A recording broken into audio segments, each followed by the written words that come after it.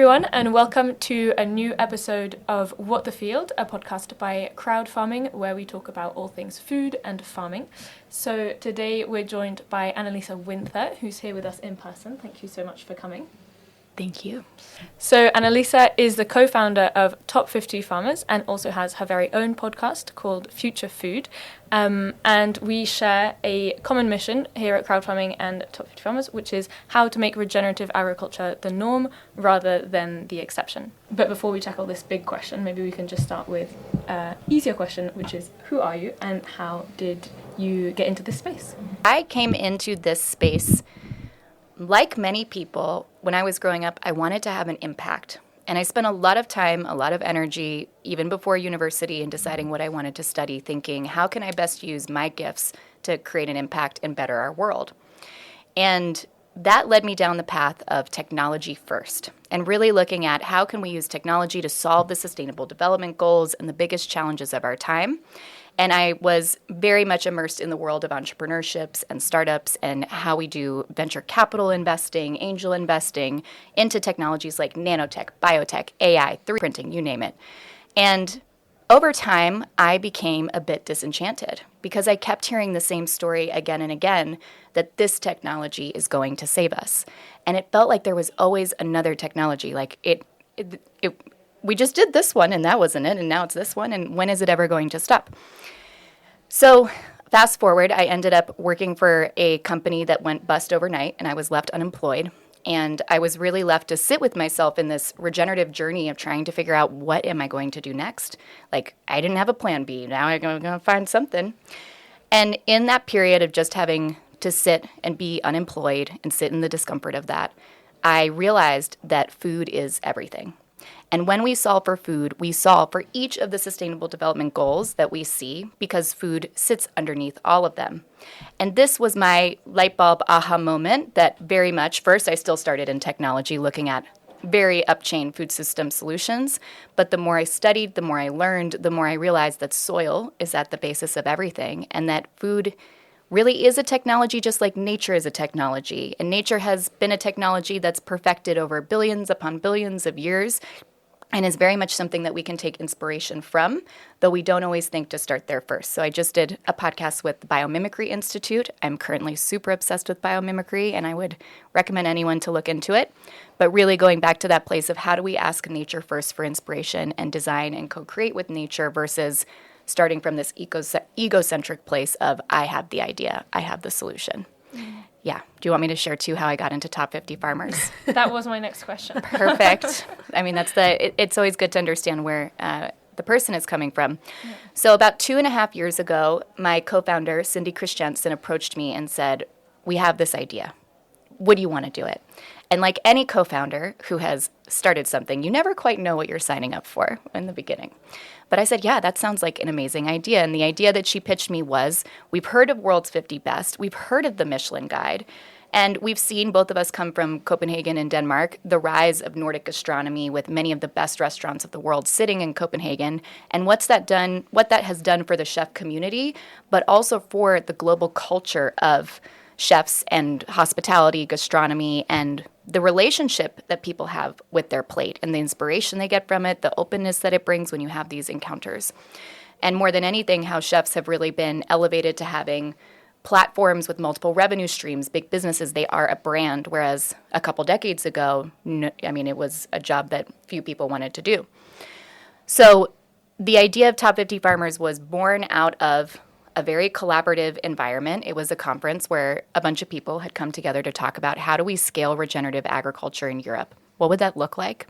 And one of the people there threw out the idea of, well, what if we made farmers famous? Like, what if we made them rock stars like chefs? Not a super novel idea. I've had so many people come up to me since being like, I had this exact idea. I just never did anything about it. So Cindy was the brave one who raised her hand and said, okay, but we'll go for it. We'll do it.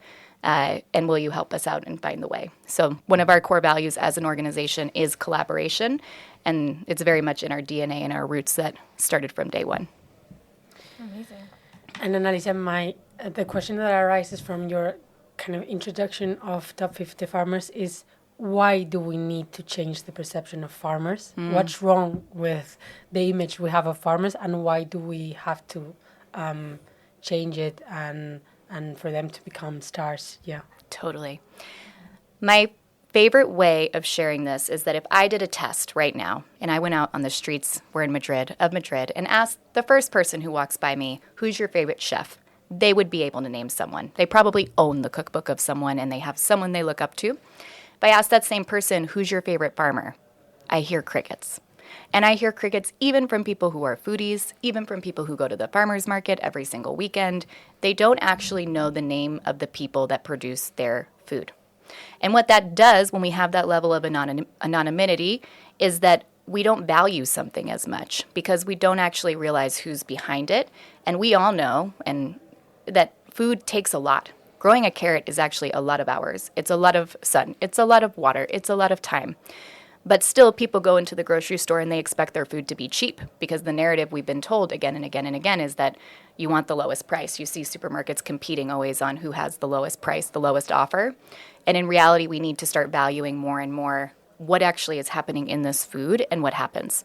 So our theory of change is really that when you know your farmer, it starts to change that whole relationship that you have with your plate. And beyond that, we need more diverse role models in this industry. We know that throughout the European Union, less than 12% of farmers are under the age of 40. So we are already staring down the barrel of a generational crisis and a big question of who's going to take over the farms in the future. Who is going to grow our food? If you're a young person today and you look at the role models that we have, you probably don't have someone that looks like you or that inspires you. And there is a stereotype of like a 6-year-old bald white guy on a tractor, living in the middle of nowhere. There's no life. The kids want to move to the city.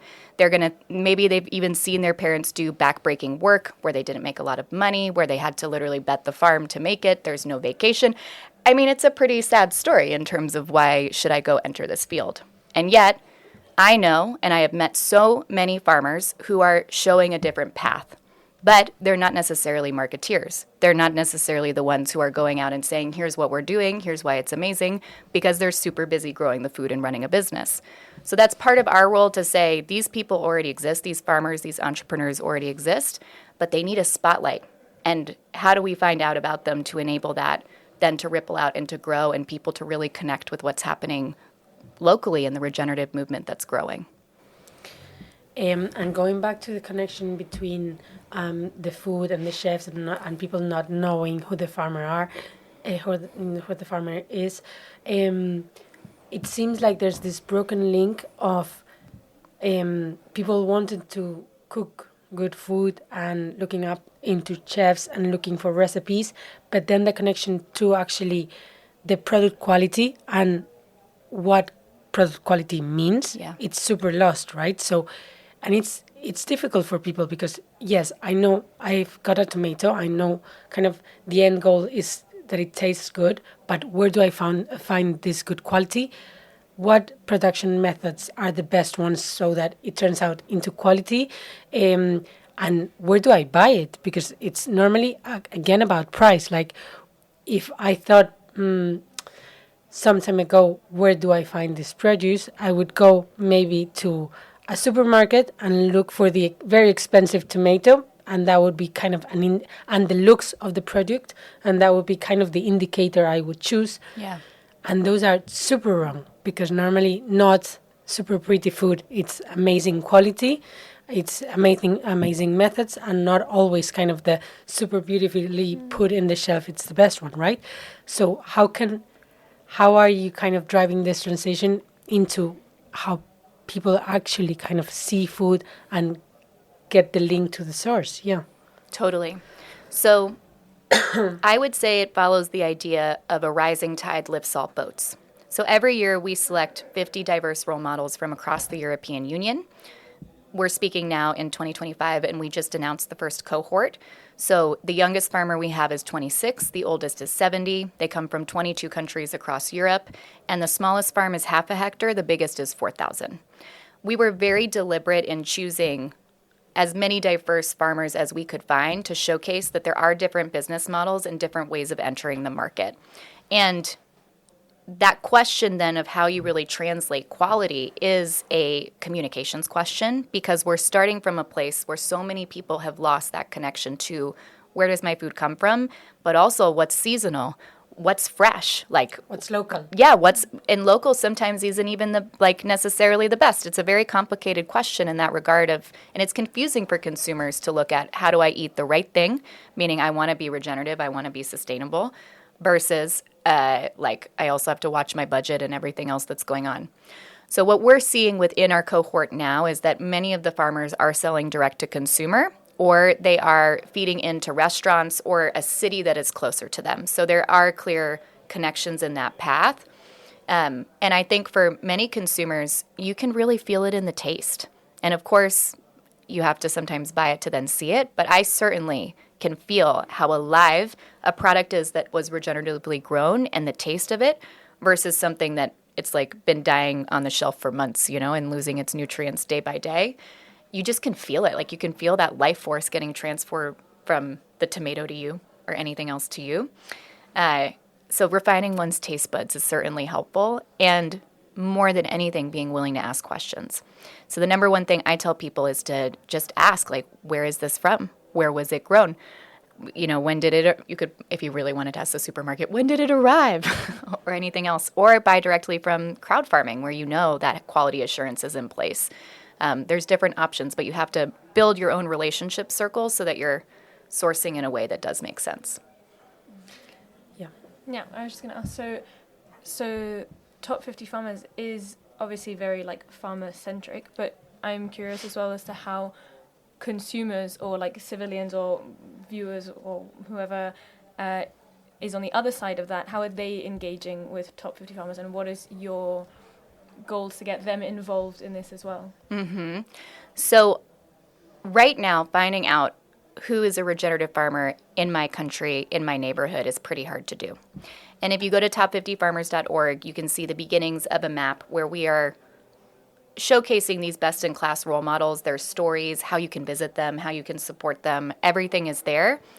And we really see Top 50 Farmers as a platform or a one-stop shop to make it easier for people to figure out what can I do? Like, where can I enter this? We definitely have a primary point of departure in the farmers because we want to see more farmers entering this profession. And the more farmers there are, the more food grown this way, the more we can sell that down to the consumer, where the percentage right now is pretty small compared to how much other food is grown in other ways.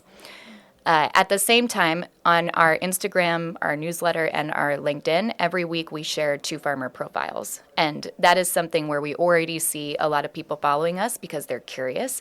They want to know, they want to learn. But it's definitely a group of people who are foodies, who are turned on to this, who know about regeneration. I'm half American and half Danish, and in the United States we have further development of regenerative brands, meaning even when you walk into a supermarket, you can look for that kind of label or you can see that in the marketing and the explanations. Here we mainly see organic and biodynamic. So that's not necessarily the same, or bio in general. There's more communication work to do there overall. It hasn't gotten the market penetration where when I go to a dinner party, if I say I work with regenerative agriculture, people go, what's that again? Like they can kind of figure it out, but they don't know. It's not a clear path for where can I buy this? Totally. So how's the process of Top 50 Farmers? How do you select farmers? And then I have so many other questions, but let's start with the beginning. Yeah. Totally. So we do an open call. Anyone can apply for Top 50 Farmers.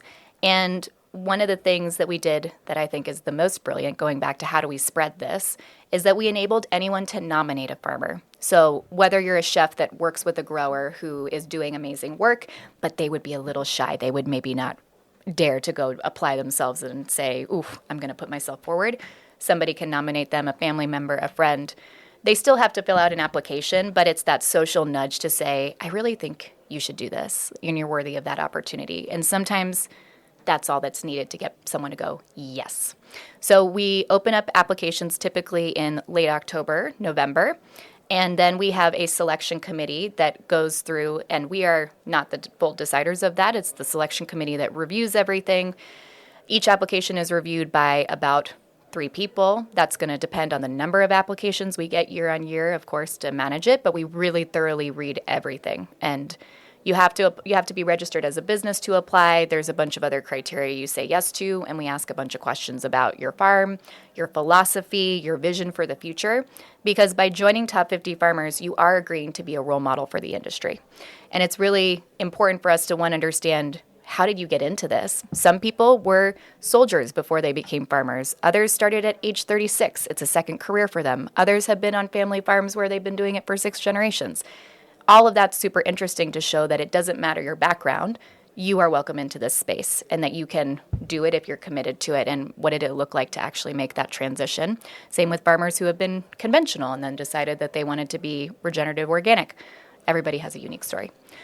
So we consider all of that, and then once we get the 50 who are selected, we not only do the spotlight of them, but they also become part of a recognition program, because we didn't want to just say, here's 50 amazing farmers. Next year we choose 50 more, because this is not a ranking. Again, it's like we want more, every year more, and that's how we're going to really grow this industry, grow this movement overall. But we also want to grow the farmers' businesses. So how do we do that? We need to understand what is going to be the needle-moving activity for them in terms of how do they get further into the market? What are they looking for? Is it a machine? Is it some form of investment? Is it that they just really want to talk to another farmer who's doing what they're doing and share knowledge? And then we design a custom program based on the responses in their application and listening sessions we conduct where we go deeper into those answers, and very much a regenerative mindset of building within context and building from the ground up based on what they tell us.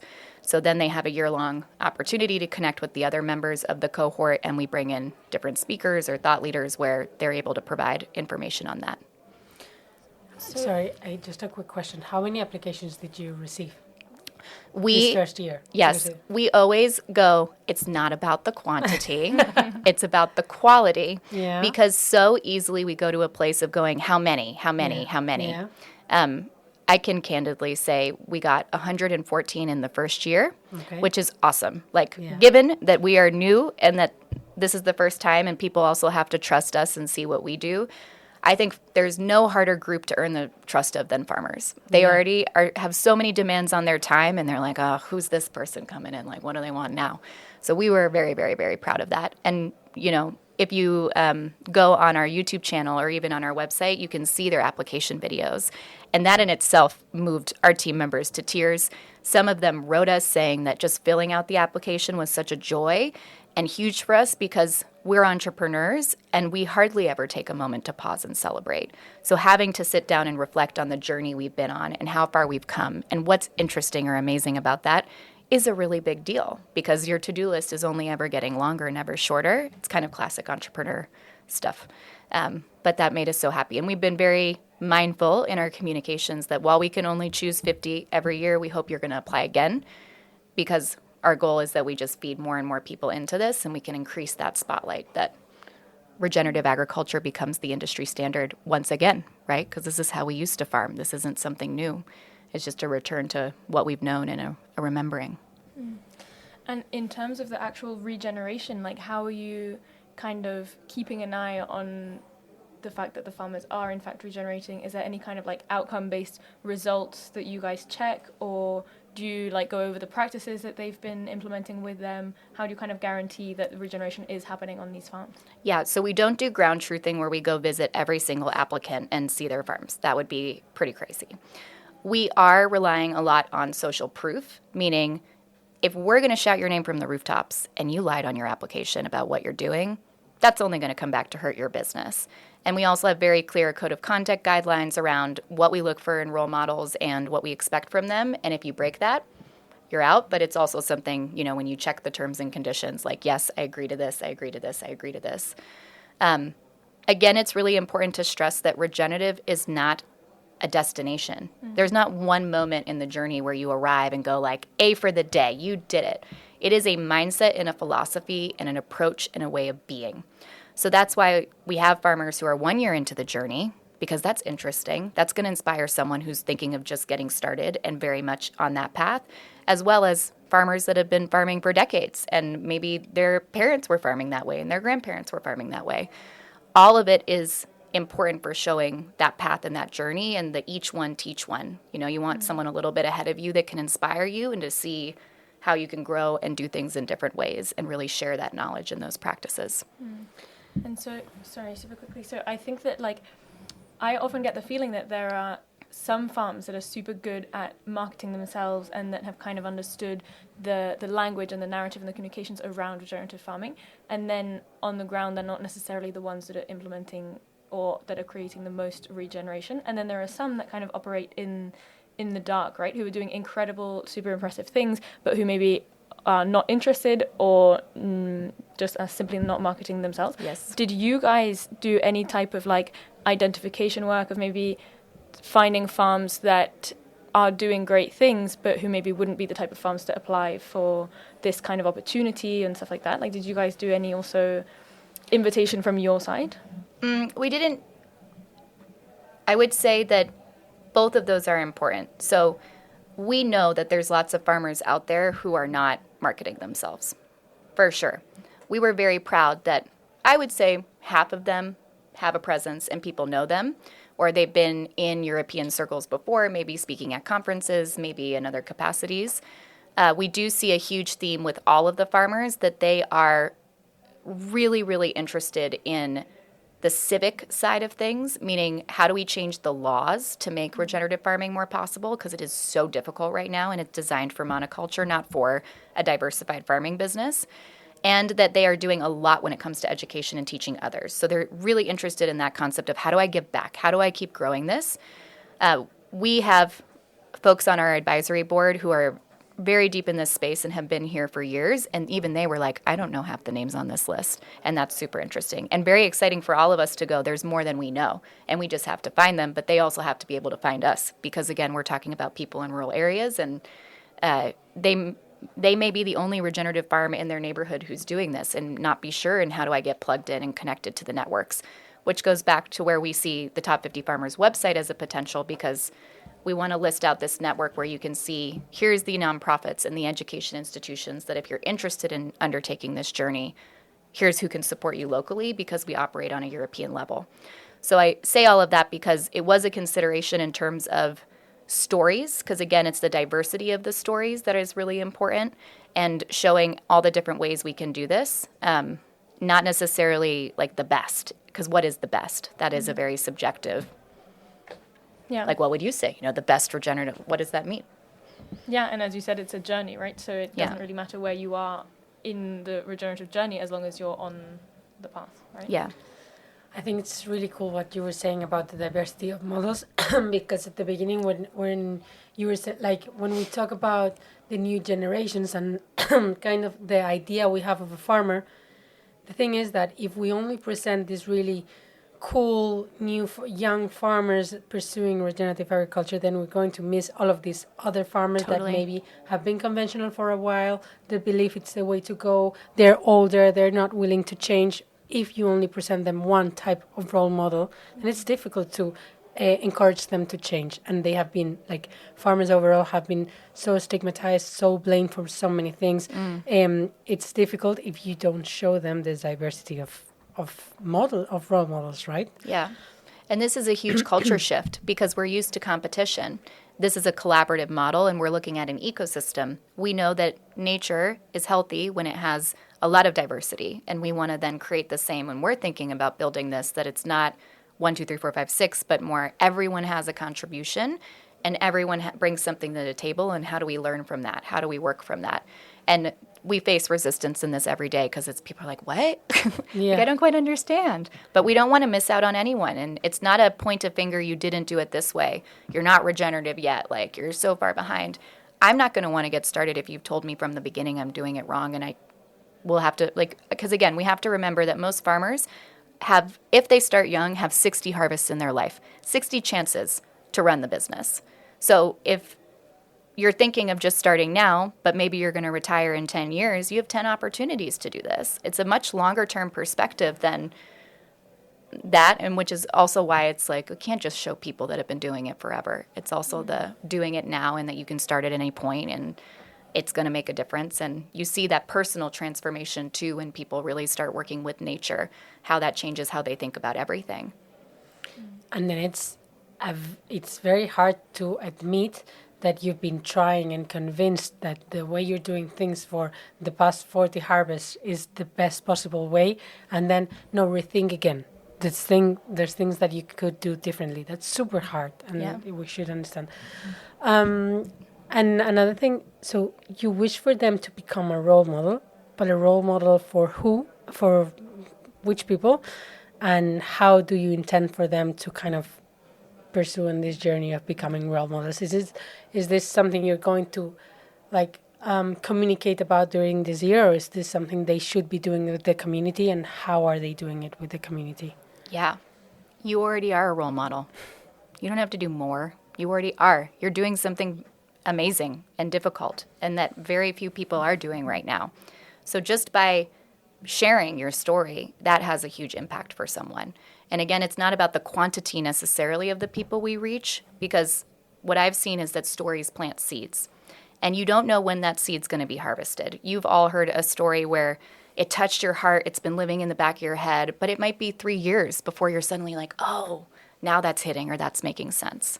So that's a little bit more the philosophy that we have in terms of, I don't know the impact of you learning about this farmer, but that might lead to something else or open something else. And that's what's so hard about communications, is that it's super hard to measure. You don't necessarily know what the impact of this conversation will be and how someone will listen to it. And that might change something for them, unless you write us and tell us how it impacted you. Maybe you'll do that. We love to hear from you. But that's really key. So it's not about doing more. You're already doing the most. It's about understanding that you are already worthy of being a role model just by the journey that you've undertaken. And as you mentioned, it takes so much humility to admit, I don't think I've been doing things the right way, and I'm going to completely transform my business. That's huge. I super respect that person who's able to admit a place where they go, I actually believe this now, and I changed my opinion, and this is why. That's going to inspire a lot of people. And that's not something that we see, because we're always touting what makes us amazing, right, in that capacity. So part of the service that we do provide as being part of Top 50 Farmers is that we help to figure out the angle of your story, and we do share each of the profiles we publish with the farmer to go, is this right? Like, does this feel good to you? But most of the time, nobody's ever written their personal interest or life story, so it's amazing to see, like, that's me. Like, that's exactly, it's not complicated. It's super simple. And we thought that when we announced this list, because each of the farmers is amazing, like, truly each of them has such an incredible story, that journalists would be all over it.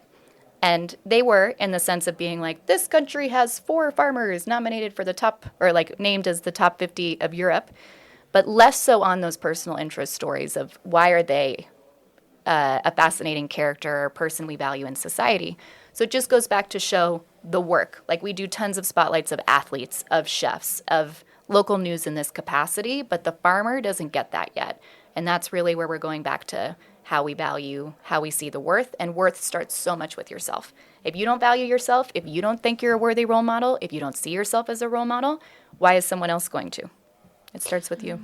It's true, but I remember the other day we were talking about, like, you were, like, from what I understand, the people that you reach at the moment, as you were saying, they're foodies, they understand English, they, like, it can be huge because it's at a European level, but it has some limitations to actually transforming things on the ground, because most probably a lot of farmers on the ground are not watching you yet. So what I refer to as being role models is the interesting response that I found from you. It's those people go back home and they become role models at home in their own language, in their own land, etc. Right? So how are these people actually, like, just by farming and the results they're having, or are they actually kind of, some of them, creating a movement on the ground to actually change things on the ground with people that maybe you're not reaching directly, but because you're giving that person, like, the security in themselves to actually, you are a role model, and this is how you can tell your story, and we've selected you amongst these many farmers, kind of, I guess this has an impact on this person to actually, I'm going to go back home and kind of start doing more to convince people this is the way to go, because now I'm more secure to do it, right? Yeah, I think to be honest, most of the farmers are already doing a lot in their communities. Okay. That's part of what makes them an interesting story or role model. But I keep going back to it's the diversity. It's really different because it's not our job to tell someone, you got this opportunity, now you have to do this. Okay. They are in charge of their own businesses and how they're ultimately going to do marketing and where they're going to take this and how they're going to use that recognition. Think of a restaurant getting 3 Michelin stars. Of course, it brings more business. It gives them a stamp of this is amazing, and you see how they become more of a magnet in that regard. Top 50 farmers will be like that over time, but then what you decide to do and how you run your operations is up to you. Okay. But we definitely see that the farmers are getting more opportunities to speak on stages in front of politicians. There is a certain gravity that comes with, I am one of Europe's best farmers, and this is, you can leverage that, and you have a whole group of people behind you who support you. You're not just by yourself. There's 49 others. So, and that's just going to grow year by year as we get more people in and more alumni and more, folks you can call and say, I need this, or what have you done about that? But it's each person's choice at the end of the day what they're going to do with it. And what do you do with them along this kind of year that you're working with them? And is that community formed amongst that 50 farmers so that you later can say, as you were saying, I have 49 other people like backing me up and advising me on what to do, and yeah. Yeah. So one, we have a platform where the farmers can easily connect with one another and, think of a Slack or something like that. You can write someone and say, hey, I want to talk to you. But also make requests or share events or other opportunities that might be useful for the group. We see already that the farmers are amazing and that they really support each other. So they share each other's stories and they comment on each other's stuff. And they're just as excited to read the profile of like, who's this person? Because getting to know 49 new people is a lot of people. It takes some time to network to that degree. So they're also very curious to learn about one another. With the recognition program, it changes year by year based on the farmer's needs. But for sure, there's areas where investment is a huge topic. How do I get more funding? What kind of funding? What's the right vehicle for my business in terms of how that's going to grow and how we move this needle? For others, it's farming practices. Like if there is a bunch of syntropic farmers, they just want to nerd out on what they're doing and like have that space to talk about it. There's an element of who's doing something really great. So there are some farms that have full marketing teams, and they've done a great amount of work to figure that out, and they can share with the community saying, here's what we did well, here's what we wish we could have done differently.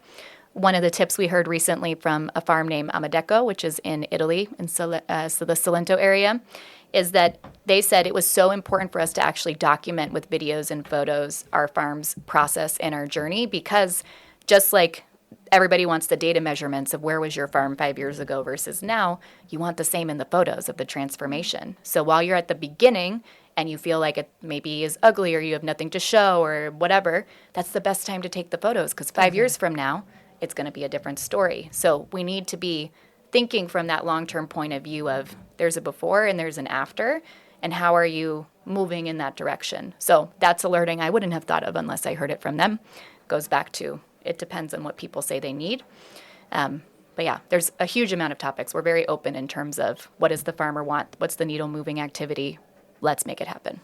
So you listen to their needs. They form this kind of community in which they can talk amongst each other. And then based on their needs, you provide them with the experts or sessions or whatever. Totally. Okay. And we definitely heard that the farmers right now are probably most excited to learn from one another because so many are experts in some area. So more than we need more external people, it was like, no, I really want to connect, I want to. That's amazing. And many people know the farmers in their country, but to find farmers in Estonia and find farmers in Lithuania, it's like, oh my gosh, across all of Europe, this is happening. What can I learn from them? What's the story in their country? There's a lot of richness in that. That we're just beginning to tap into and see. And so the consumers can find out who the top 50 farmers are, engage with the content that you guys are creating, and maybe also serve as a boost to share and blah, blah, blah, and then buy directly their products as well. Is there has a community kind of been created on that side? Do you see that now there's also kind of these spaces where also the consumers are thinking oh, did you see this farmer though? Did you I just discovered this one, you should check it out, and that kind of thing? We are tracking shares, and that's the best way that anyone listening can help is if you share the farmer stories on your social media. We then reach a further audience and draw more people in. We also, with many of the farms, they have open farm days, events, workshops, agrotourism, dinners, like things that you can go to experience. So you'll see on our Instagram, it's like farms, fields, and food, like very luscious, such beautiful places that you just can't wait to go. So thinking a bit from that destination perspective when we're talking about marketing and what works on Instagram and what people are excited about, we have had people write us saying that they're just so excited about having a source where they know every week I get to meet 2 new farmers. Like a young woman from Ireland wrote us saying, like, I have been searching for inspiration. This is a goldmine for me, and I just have to open Instagram and then it's there. That's fantastic. I'm like so excited to see who are these people, what can I learn? We've had people in Africa write us saying, like, this is so cool. I can't wait to learn from these European farmers. Same with folks in Brazil and other places where there's a lot going on with agriculture. So I do think there's even a global perspective. We're just at the beginning in seeing what happens with the first cohort and how that grows. But the best thing anyone can do is share the farmers' stories and go visit them. Buy from them. Yeah. Yeah. Yeah, I was just going to say, so what would you say is like your long-term vision for Top 50 Farmers? Like, what do you think it will look like in 5 or 10 years? Yeah. Our long-term vision is that regenerative agriculture will be the industry standard once again. So our job is done when we get to that point that buying regeneratively is super easy, and it is common practice day in and day out.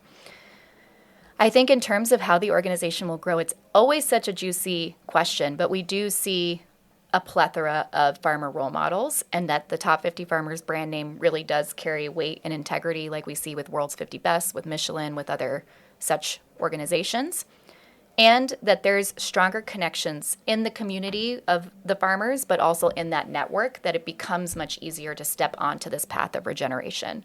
So we're trying to help make the road that it gets a little bit easier to walk on, because right now I think it feels like you're going through a jungle and bushwhacking to find the path and make the path. It isn't a very clear path. I would say that's our vision. That would be very cool. And I think this question is kind of related to that one, but how do you envision that Top 50 Farmers is going to help solve or face the main challenges of the agri-food system today?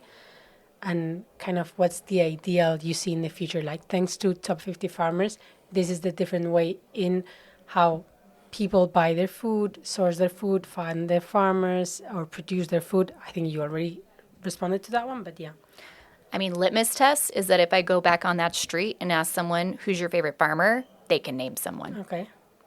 If that actually happened culturally, that would be, imagine what our world would look like. That's a pretty big shift we're talking about. I also think that the availability of regenerative products being so much easier, that we get that trust again of like, I know this was grown well, this was made well, maybe even you know who does it. That would also be huge. We are not there yet. Like, that is a long, long path. But I do think it happens from that grassroots perspective. So the more that we can know who are these people who are growing in this way and how can we support their businesses and make it easy, the faster it's going to go, because all of us have power in terms of where we spend our dollars. And then it's really a question of, are you taking action? And the other day we were talking about what is, and we went over it like really quickly, what is quality in food, and how does all of this movement of regenerative agriculture relate to that? Well, I know that everyone is so excited about nutrient density and considers that the big unlock. We're not quite there in being able to prove that food grown in this way is more nutrient dense than in other ways, but I believe we're on the cusp. I think it's going to for sure be in our lifetimes at least. So one, I think it gets, again, to transparency and information. I do believe you can intuitively feel it. Like I was saying before, you can taste it. You can feel that, but not everyone is connected to their food in that capacity. But wouldn't it be great if they were? Yeah, you know? totally. I still remember the first time that I had a carrot that was just pulled out of the ground, and I treated this little carrot with so much care. Like, how will I cook it? This is amazing, you know, completely different than my supermarket carrot where I was like, chop, chop, chop, done. I didn't think about it at all. So Totally. it's a relationship thing. It's deep. Yeah. Yeah. And when we get to the point that it's, you know, you get the feeling, so you're like, oh, I can definitely feel that there's something here. And then when the time comes that there's data to prove it as well, that's like such a solid validation of the fact that you can feel so deeply connected to your food, right? 'Cause Totally. then you have the science to kind of prove that in a sense. Yeah. It's like intuition. You have to develop it. If you have not been training it for a long time, it kind of goes numb. I guess it's the same with tasting the like good food from good soil, etc. But there is, I'm super hopeful that there will be more. But there is a lot of studies relating soil health with nutrient density. So I guess it's about having more, and actually what you were saying, bringing that information to the general public that maybe it's not so well known. And also, how are you going to get to know it if you don't know what practices or even where the product comes from? It's super difficult. Yeah. And this is connection. I'm repeating it, but so often where we got to where we are right now in our food system is because we see ourselves as better than everything else as humans versus as a part of the overall ecosystem. And that changes your interrelationness with all things. I remember visiting one farm where we walked around and I was like, this place feels kind of messy. It's like pretty wild. There's stuff you know, it's not a classic field where everything's very manicured and perfect. And what she told me was, isn't it amazing that everything I can see, I can touch, I can feel, I can eat? That is abundance. And I was like, oh my God, I've never walked through the streets, you know, in a city, nothing is edible. It's concrete. That's it. What does that then do to my relationship of how I view abundance? Yeah, precisely. But I'd never seen the world from that point of view of another farmer said, like, for me, being rich, why I farm is that I have the freedom to eat what I want of the highest quality, and I have that abundance all around me. I have that life force all around me. I've just never spent enough time in I grew up in New York City. Like, it's a completely different way of thinking and being. So that goes back to the most basic form of we are part of nature. We are not separate from it. But so much of our lives creates that separation. So it is a very deliberate act these days to go back into connection and to see it and to feel it differently. But it's very intrinsic. We all have it. Yeah, the way we see it, at least the way I see it, this connection that we're also trying to bring from society to farmers, it's also about commitment. So you, as a person, commit to a farmer in the sense that I want to know more about how it was produced. I want to know more about, I want to pay a fair price for this because I have a commitment to you, and I know, and that's why we launched adoptions, things like this. But it's also a commitment in the other side. When you're an anonymous person, a farmer producing just to enter the supermarket anonymous world, you're not committed to creating the best quality. You're not committed to creating a really tasteful product because you know no one is going to trace that back to you. Yeah. And that no one is going to value that. So I guess that commitment, it's actually just going to go for the best because we both know each other. The consumer knows who's producing it. If you disappoint me, I'm going to choose someone else. And it goes the other way around too. So I think that connection, it's only going to make us better and more committed. And yeah. This is how we've done business for generations. Like that's the old way of doing things, right? That it's very based on our relationships and that trust and that we all need to figure this out together because we're all going to grow together. And that goes back to the stories we tell. We have one farmer, Ken Pertel, that is doing heritage grain flour in Ibiza, and she worked with the local bakers to actually make a market for local flour. And they took a bet on her and said, we really want this because we want the flavor. We would love to source it here. So we're going to pay you more or pay you a fair price in the beginning, even though production isn't precise every year and it's developing and it's growing, but because we all want this and that's going to support our businesses in the long run. That's a commitment from both sides to say, I want to see this grow. And as consumers, we have that ability to say, I'm committed to seeing this industry grow, so I'm investing more now. I'm paying a higher price, and I do think we generally need to pay more for food and have that idea and that notion of what it should cost. But that is a commitment we can make to say, I want to invest in seeing this industry grow because it's going to improve my health and the soil health and the climate health in the long run. Yeah, and I guess like stories create this engagement creates commitment, and then if you have that commitment and you care about something, you're just not looking for the best price and the shiny looking produce, you're looking for something else and you're committed to something else. So I guess that creates kind of long-term relationships between farmers and consumers. Totally. I have one last question that it's super stupid, that it's why 50 and not 10 or 100. I don't think we have a great answer to that. We've kicked ourselves multiple times being like, why did we say 50? That's a lot. It's actually a lot. It's a lot. Okay. That's Even in every way, it's 50 relationships to manage, and it's going to grow every year by 50 more. So we are preparing for that future. But 50 sounded like a good number. Comes off the tongue in a good way. Didn't think too hard about it. Are you worried that you'll ever run out? No. Okay. And I love that people already feel the scarcity, and we're just getting started of like, what if we run out? It's like the whole point is that there's more. There's people we don't know, and we're adding more every year through this inspiration and attracting that next generation and more people to come into the fold. Yeah. So I don't think we're ever going to have that problem. No. Good. I think it's true. I mean, as it goes forward, more farmers will become regenerative as well, and as the movement grows, you'll have an abundant source of 50 farmers every year. Yeah, totally. Do they ever get together, like, presently? Or is it online? Well, we just launched literally last March 2025. So this is, we're recording this now, it's in May. So it's been a very short period of time. But immediately we had one farmer say, I want to host everyone at my farm. And we put a date in the calendar, so that will be at the end of the recognition program. Amazing. And again, this goes back to if the farmers are close geographically or they build a relationship with someone, why wouldn't you go visit them and learn from them? One model I love is that I come from a business background. I studied international business and innovation and business development. But a lot of times the best way to learn is seeing how someone else does something. So there's something called the group of 20 where you have 20 people come together. They completely open their books. So you would come over to let's say I ran a car dealership. You come to my car dealership. You get to see and critique everything. And then you tell me the feedback that you have because you're also running enterprises and you go, oh, you could do that differently, or why are you doing it that way? That's kind of silly. And the person who's receiving it, the CEO receiving it, cannot respond to anything until the following day. Because, of course, what happens when you get feedback? Feelings. You get defensive and your ego comes up. So you're not really receiving any of it. So you have to sleep, and then you come back, and then you can rebuttal, or you can say that was actually a very good point.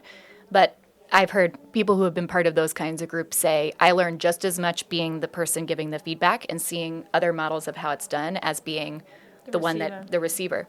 So this whole idea of giving and receiving, that's also very much the culture we aim to create, going back to an ecosystemic point of view. I'm super nerdy about organization building, and I also work as an executive leadership coach for folks in the industry.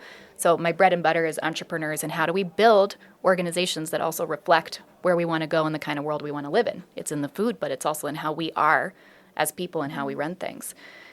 So all to say, I think it's super, super great if anybody wants to visit each other, and that they become friends and inspire each other, and we only help when we actually share more. The other day I was thinking that now that we're asking the AI so much for feedback all the time, is it going to make us more humble or not because it's a machine? I don't know. More humble in what sense? Because you're asking for feedback all the time, and it's telling you this is not right, this is not right. Will it make us more humble or not, or accept feedback better, or not at all because it comes from a machine and it's totally anonymous and no one's going to know that it gave you that feedback? I don't know. ChatGPT is just so polite. Yeah. And it always gives you a compliment first. It's like, that was great. But here's something you could do to make it a little bit better, you know? It's maybe like we should learn from that to give constructive feedback, I think that's more what we're going to come to expect of like, okay, how do I give the compliment sandwich? Yeah, totally. It is clearly ChatGPT has learned to play with our egos as well. Totally, in a sense. Yeah, absolutely. Cool. Well, I think we can dive into our two last questions, which we always ask to close off the episode. So one of them is kind of relating to the title of our podcast, which is What the Field. What is one thing that has really made you think, what the field, what the fuck has been going on? How is this possible since you've been kind of working in this regenerative space? It's such a good question and a rich question. I one, have been really surprised at how much stereotype is around the word farmer and how much there is to untangle around that. Probably first and foremost is understanding that a farmer is a business owner and an entrepreneur, not just a grower. I don't know any farmers basically that are only growing and not having to also do all that other stuff. But for some reason, we don't really treat it as full businesses and understand that that is the way that it works. So I think there's a lot more work to really see that as a profession where you are a business owner and the products you're creating are produce of different kinds. That really surprised me because I didn't fully see how deep it goes in terms of it.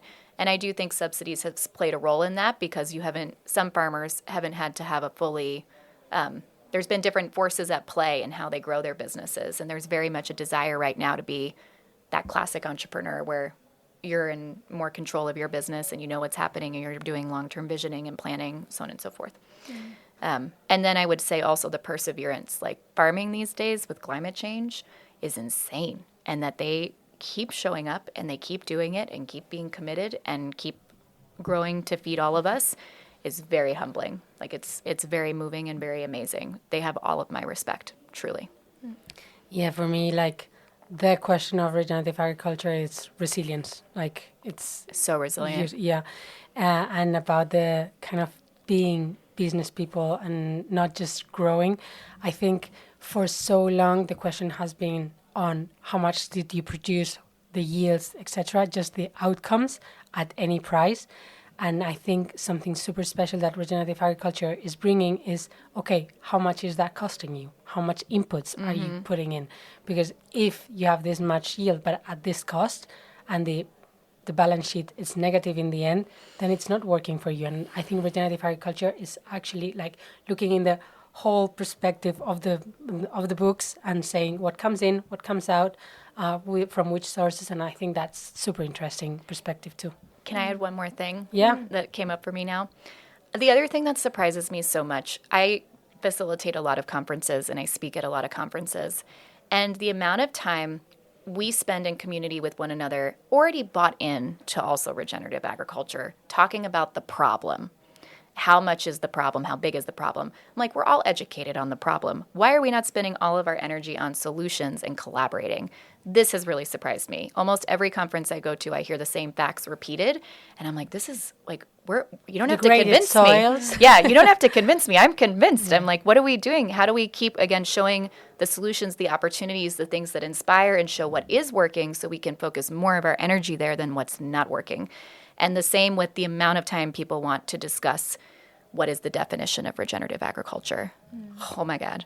We didn't ask. No. But so much. It's interesting that we have these same themes and it kind of feels like we're in a rut of not being able to move beyond it, as opposed to going, it's already happening. Like, how do we support it? And I mean, it's a bigger discussion, but some people are also, how much do we need to control it? Like, versus really stepping into this mindset in a different way of being, which is a very big shift than like you have this exact thing you have to follow. So I find that tension within the industry of the desire to be very clear and control and like have a knowing and an answer versus what regenerative principles are all about don't really mesh. And we haven't found our way forward in that yet. So that's another thing where I'm going like, what the field? However, I understand the fear of people that are doing great things of others greenwashing. Totally. I get it. It's valid. Yeah. But in these spaces, I mean, I completely agree that like there's a lot of focus on the definitions. Like I've been asked so many times, but how exactly does like crowd farming define regenerative agriculture? How does it differ from agroecology and and like these other names that are surfacing? And it's true that it gets to a point where you're like, but we're all in this already. Like we've all decided that we believe in this. So why does it matter this much? Yes. But yeah, of course, greenwashing is a risk as well. And you have a trusted platform. I know if I buy on crowd farming, you've done extensive quality checks and in line, and you wouldn't have the business you have today if you were not doing it a certain way that customers trust and want to keep buying from. So at some point you're like, do we you need me to answer this again? Like Totally. Yeah. And so in the spirit of also focusing more on solutions and bringing more resources to the table, what is like a book or a film or a song or a podcast or whatever that you would recommend to all of our listeners today to move? Yes. So I went to RFSI in Brussels a few months ago, and I was surprised that multiple speakers got on stage and read poetry from one of my favorite poets. So I wanted to share his name, and particularly an interview he did that I love listening to. I can just listen to it again and again because it's so lyrical, it's so magical, and it's one of those things that will make you feel different about the world, and just that, like only art can do. And his name is John O'Donohue, and he has one interview with Krista Tippett, who is a phenomenal interviewer from the United States. The show is called On Being. John O'Donohue has now passed, but his work lives on, and just hearing this Irish man read his poetry and talk about his relationship to the land and the landscape, and, you know, if you've been to Ireland, you know it's a very magical kind of mystical place. It's so good. So that would be I'm not the only one talking about John O'Donohue, you know. Other people in the space are as well. Amazing. He's Amazing. awesome. Well, you know what to do, and so do we. First time we get poetry as a recommendation. Yeah. That's true. He's great. And his book, To Bless the Space Between Us, is amazing as well. Amazing. Yeah. We'll take Super. that. Yeah. Great. Well, I think that's it. Thank you so much, Analisa. It's been such an amazing conversation. I think we've touched on so many different things, and it's a lot of food for thought. I feel like I have some stuff to process now. Thank you for all the work you guys do and giving farmers the opportunity to get to more people more easily. Because going back to, again, building logistics and supply chain and everything, there's full businesses devoted to that, and yet we often expect the farmer to carry all of it. So thank you for being such a great source of support. Thank you for giving visibility to farmers. We're on the same We're on the same mission. journey. Yeah. Exactly. Perfect. Thank you. Bye. Thank you. Bye.